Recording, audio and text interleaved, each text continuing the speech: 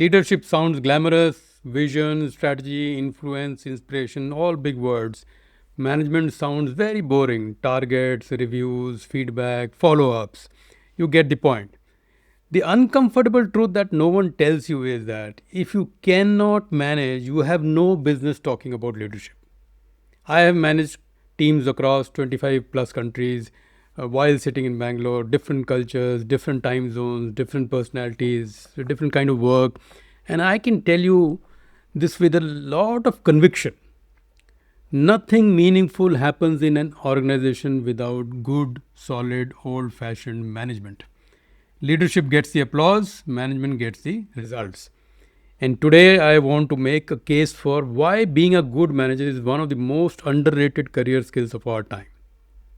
You can get to all the leadership that you want.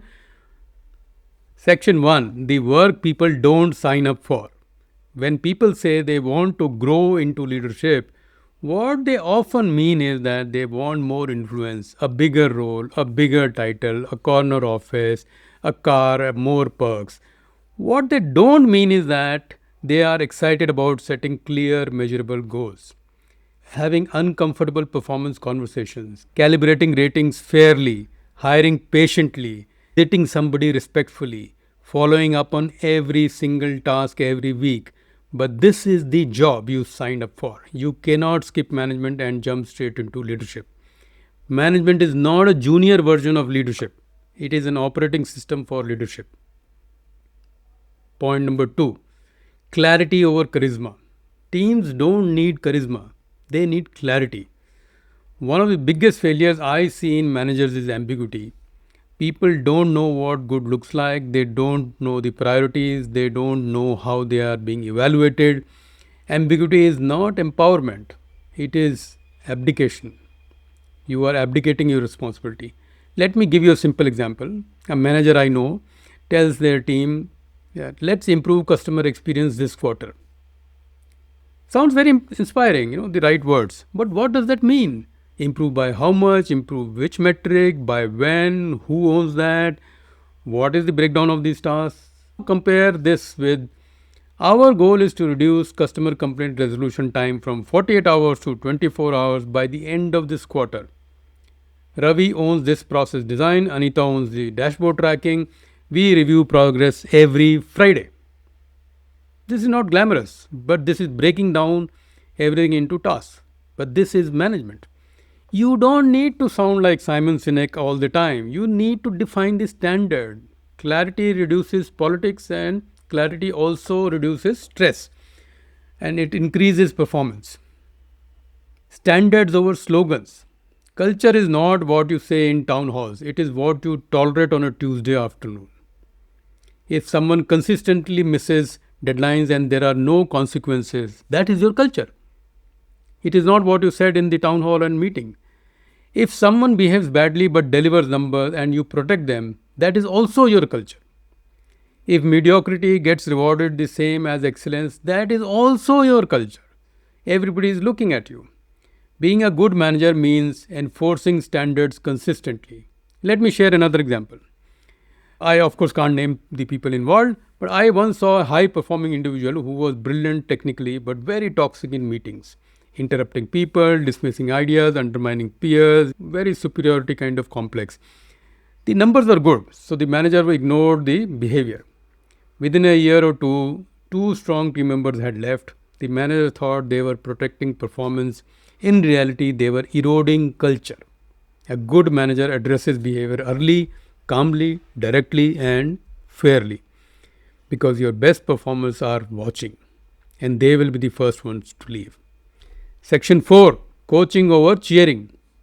Motivation is temporary, coaching builds capability. The most powerful conversation I have had as a manager were not in town halls, they were in one-on-one meetings. Breaking down a failed presentation, analyzing why a stakeholder pushed back, helping someone see a blind spot that they did not see earlier. A good manager does not just ask, did you deliver? They ask, what did you learn? What will you do differently next time? Development is slow, it is uneasy, it is unsexy also. It requires patience. But In the long run, capability will always beat enthusiasm. Section 5, Follow up or Flair. Execution is a discipline. Many managers love kickoffs, very few love reviews. What gets reviewed gets done. If you don't track commitments, revisit milestones, and close loops, even talented teams will drift. Follow up is not micromanagement, it is management. When you consistently review progress, you send a message that commitments matter. In my own work in operational excellence and now in HR operations, I have learned this the hard way. Systems will always beat speeches.